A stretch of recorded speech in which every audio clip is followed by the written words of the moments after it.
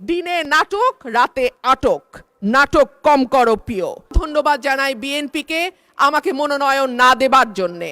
মাননীয় স্পিকার, শহীদদের যে প্রত্যাশা নিয়ে গণ অভ্যুত্থান, সেই প্রত্যাশা কিন্তু বায়বীয় বা অলীক কোনো বিষয় ছিল না। এখনো যদি আমরা দেয়ালে দেয়ালে তাকাই, আমরা দেখব তারা তাদের স্বপ্নের কথা দেয়ালে লিখে গেছে।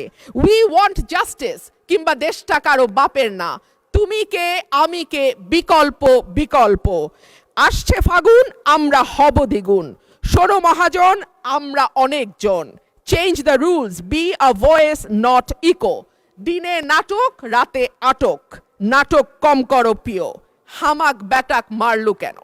এমন হাজার প্রশ্ন, লক্ষ জিজ্ঞাসা। এই লড়াইটা কেবল একটা সরকার পরিবর্তনের লড়াই ছিল না মাননীয় স্পিকার। যেই কথাটি আমি বলেছি, একটা স্বপ্ন, একটা নতুন বাংলাদেশ, সকলকে নিয়ে সকলের বাংলাদেশ গঠন করবার একটা স্বপ্ন নিয়ে এই গণ অভ্যুত্থান হয়েছিল। মাননীয় স্পিকার, হাজার মানুষের আত্মত্যাগ, তার ফসল হচ্ছে আজকের এই সংসদ। এই মানুষগুলো কারা, যাদের আত্মত্যাগের বিনিময়ে আমরা আজকে কেউ মন্ত্রী, কেউ এমপি, কেউ সরকারি দল, কেউ বিরোধী দল হয়ে এসে সংসদে বসেছি? মাননীয় স্পিকার, তাদের স্বপ্ন কি ছিল?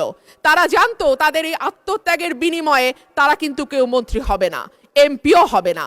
তারা ছিল সাধারণ মানুষ, একেবারে খেটে খাওয়া সাধারণ জনগণ বাংলাদেশের।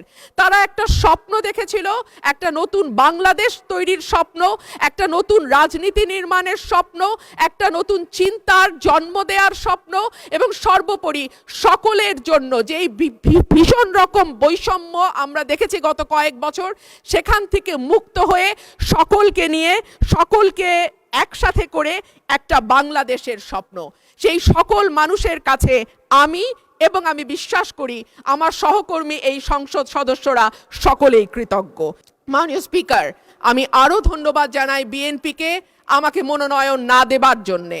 আমাকে মনোনয়ন না দেওয়ার কারণেই আমি বুঝতে পেরেছি বাংলাদেশের টেকনাফ থেকে তেঁতুলিয়া কত লক্ষ মানুষের ভালোবাসা, দোয়া, সহযোগিতা আমার পাশে ছিল।